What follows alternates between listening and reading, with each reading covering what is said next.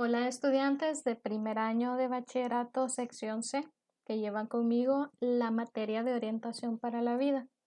En este caso vamos a revisar la guía número 5, cuyo tema es liderazgo escolar, institucional y familiar. Vamos a revisar los contenidos que son base para el desarrollo de la guía e igualmente una serie de indicaciones o declaración de las indicaciones de las actividades. Con las actividades de la guía, lo que pretendemos es que puedan elaborar el perfil de un líder, valorando las características según los ámbitos. En este caso, nos vamos a enfocar en el ámbito escolar.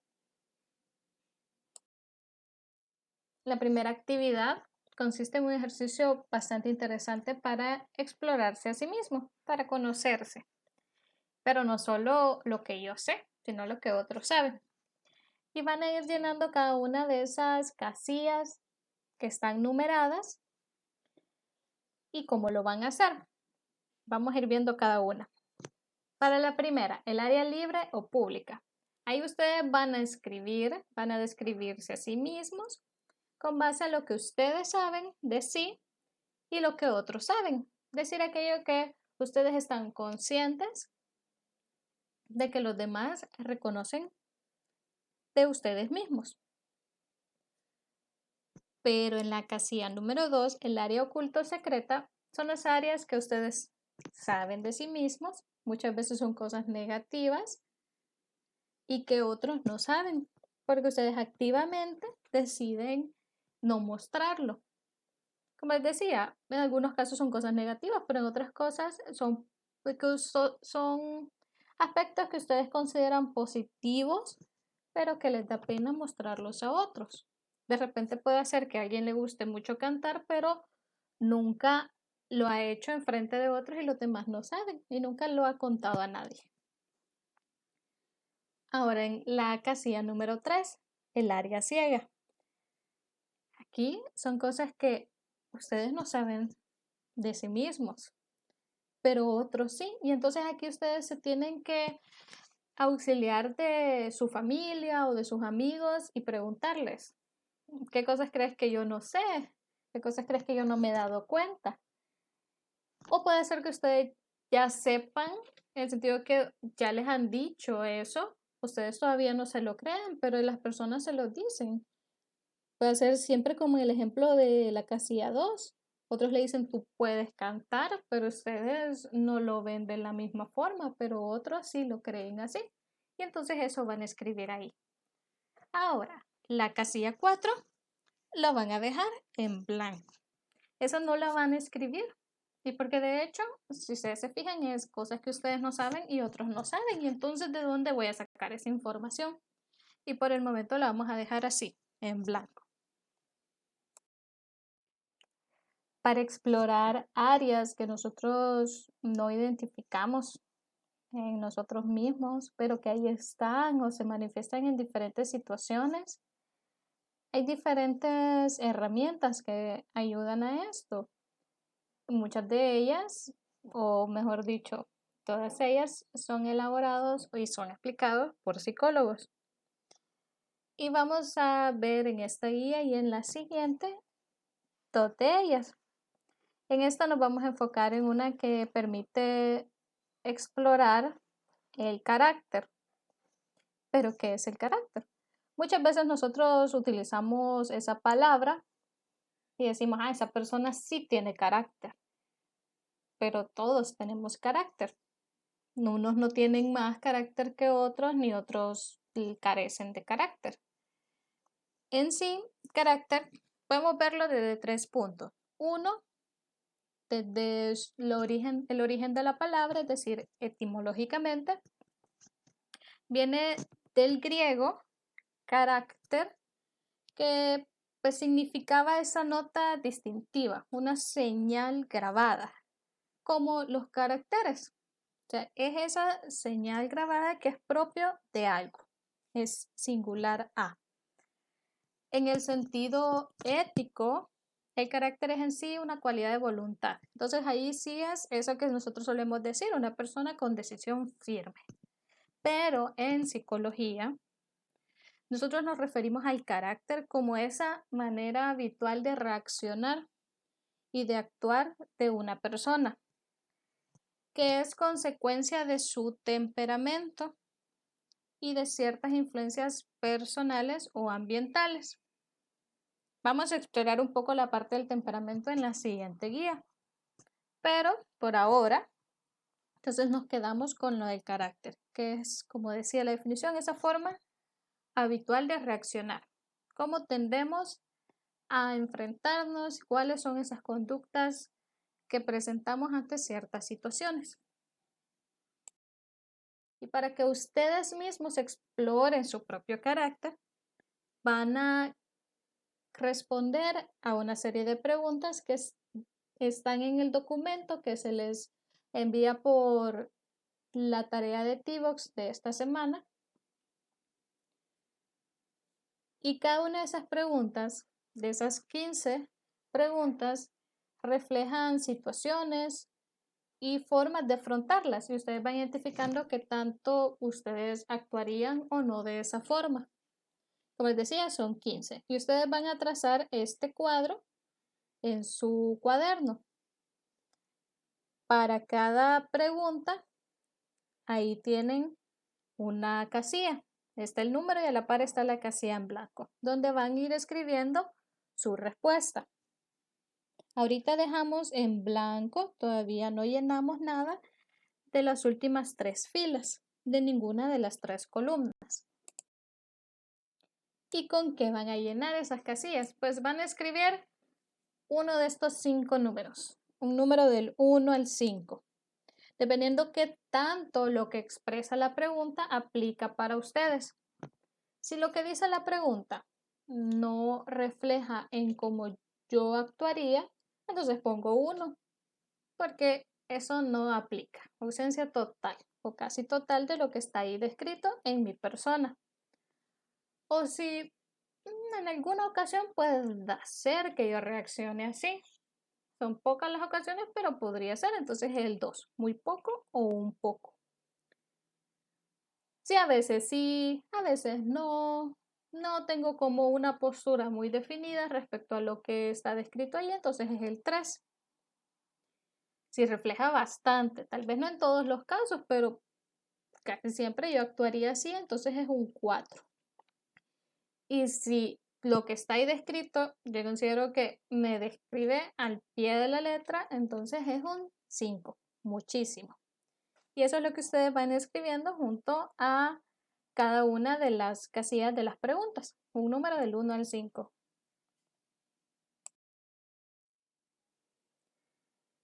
Cuando ya hayan contestado las preguntas, como se fijan acá, ahí hay números del 1 al 5 para cada una de las preguntas. Y después ustedes van a sumar por cada una de las columnas, es decir, de 5 en 5. No van a sumar las 15, sino que de 5 en 5. Para la columna E, el puntaje que le da a esta persona es 13. La suma de todas esas, de las respuestas de las preguntas del 1 al 5, suma 13. Y ahí se escribe junto, en la casilla, junto donde dice PD, que en sí es puntuación directa, o sea, la suma directa de esa columna. En la columna A, ahí la suma que da de las respuestas de las preguntas de la 6 a la 10 es 10. Y ahí está escrito en la casilla de puntuación directa. Y finalmente en la columna R, en este caso las respuestas de la 11 a la 15 suman 20. Y eso es lo que se coloca ahí. Tienen que asegurarse de que hayan contestado con números del 1 al 5, no mayores de 5, y sumar solo los de cada columna. Ahora, con esa sumatoria, ustedes se van a este cuadro que tienen siempre en el mismo documento de tareas y van a buscar en la primera columna el valor que le dio en la suma. Si se recuerdan, en la primera nos daba 13 y entonces voy y busco en la columna de puntuación directa valores de 13, entonces en la otra columna el que le corresponde es el 5. Y así lo hago con cada una de esas puntuaciones directas, es decir, de la sumatoria que me dio. Busco su equivalente en la columna DC. Y aquí tenemos el resultado. Para la columna E, como les decía, la puntuación directa de 13 le correspondía el número 5 en la casilla DC. En la columna A, la puntuación directa era 10 y entonces el DC es 4. Y en la columna R, como la puntuación directa, es decir, la suma de esas 5 preguntas era 20, entonces el DC que le correspondía es el número 8. Ya que colocamos la puntuación DC, regresamos al cuadro donde teníamos tanto la sumatoria de las puntuaciones directas, los equivalentes de puntuación DC y en la tercera columna, que es la que vamos a ocupar ahora, de siglas. Y en este caso vamos a utilizar la puntuación equivalente en DC que hemos asignado y vamos a buscar cuál es la sigla que le corresponde. Si la puntuación DC es igual o menor a 5, entonces para la primera columna la sigla sería NE, para la segunda columna sería NA y para la tercera columna sería la letra P. Pero si la puntuación DC es de 6 o mayor a 6, en la primera columna iría la letra E, en la segunda columna la letra A y finalmente en la tercera columna la letra S. Para el ejemplo nos quedaría de la siguiente forma. En la columna E, como la puntuación de C es de 5, la sigla sería NE. Para la columna A, como la puntuación de C sería 4, la sigla sería NA. Y para la columna R, como la puntuación de C es de 8, la sigla sería la letra S.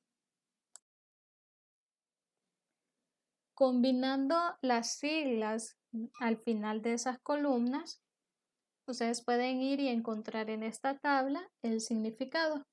Hay 8 posibles combinaciones y por tanto 8 posibles significados.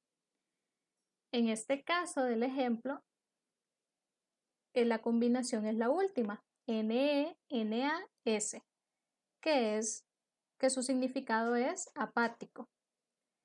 En el documento donde estaban las preguntas y donde están todas estas tablas, ahí está el significado de cada una. ¿Qué es un carácter sanguíneo? ¿Qué es un carácter flemático? ¿Qué es para esta prueba un carácter apasionado o sentimental? Y entonces, con base al resultado que a ustedes les dé, van y escriben un párrafo donde digan si están o no de acuerdo con el carácter que les resultó y por qué sí y por qué no. La idea es que ustedes hayan logrado comprender en qué consiste y poder expresar si se aplica o no aplica. Además, con esas 8 categorías de carácter, ustedes van a describir un líder por cada una, pero debe ser un líder que puede existir en el entorno escolar. En la guía se les colocaba que no era necesariamente solo el docente o solo subdirección, coordinadores, sino que también entre estudiantes, entre el grupo de amigos, entre de los equipos deportivos, de todos esos espacios dentro del colegio donde pueda existir un líder, son los que se van a basar. Y entonces para cada una de las categorías, por ejemplo, van a decir un representante del grupo de tesis que tenga un carácter apático sería un líder así. O un capitán de equipo de fútbol que tenga un carácter flemático sería así. Y así lo van describiendo para cada una de las 8 categorías de carácter. Y finalmente van a decir, en su opinión, en el EduBlog de la materia va a haber un espacio donde cada uno va a escribir basado en lo que ustedes crean, pero entendiendo muy bien cada una de las 8 categorías de carácter. Y van a decir cuál es el carácter ideal que debe poseer un líder y por qué. Porque consideran de que puede ser el apasionado, el ideal. Y otra vez se basan en la definición, no porque apasionado yo creo que es esto, no. Es lo que dice la prueba que significa ese carácter.